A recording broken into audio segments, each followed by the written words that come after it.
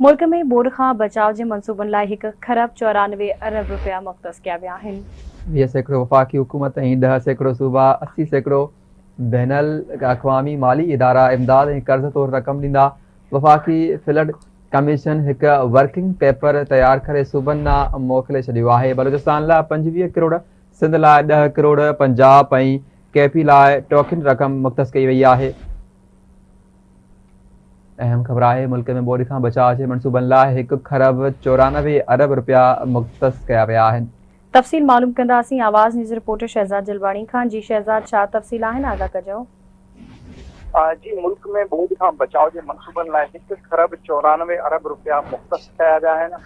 20% वफ़ाक़ी हुकूमत ऐं 10% सूबा, 80% बैनुल अक़वामी माली इदारा इमदाद ऐं कर्ज़ तौर रक़म ॾींदा। वफ़ाक़ी फ्लड कमीशन हिकु वर्किंग पेपर तयारु करे सूबनि ॾांहुं उमाणियो आहे ऐं सूबनि जी तजवीज़ ते अमल करण जो फ़ैसिलो कयो आहे। आलमी माली इदारनि सिर्फ़ 7 मंसूबनि लाइ 16 अरब 27 करोड़ रुपया फ़राहम करण जो यकीन ॾियारियो आहे, जेको हिन 10% आहे। नेशनल मास्टर प्लान लाइ 13 अरब 59 करोड़ रुपया, national water shade management plan लाइ 73 करोड़ 70 लख रुपया मुख़्तस कया विया आहिनि।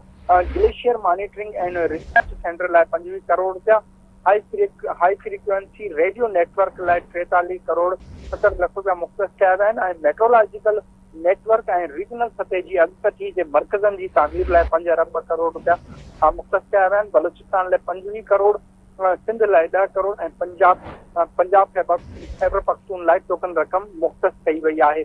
ऐं मुल्क में इहा ॿोॾि खां बचाव जे मंसूबनि लाइ ही जेका रक़म आहे उहा मुख़्तस कई वई आहे। जी, वॾी महिरबानी शहज़ाद अपडेट करण लाइ।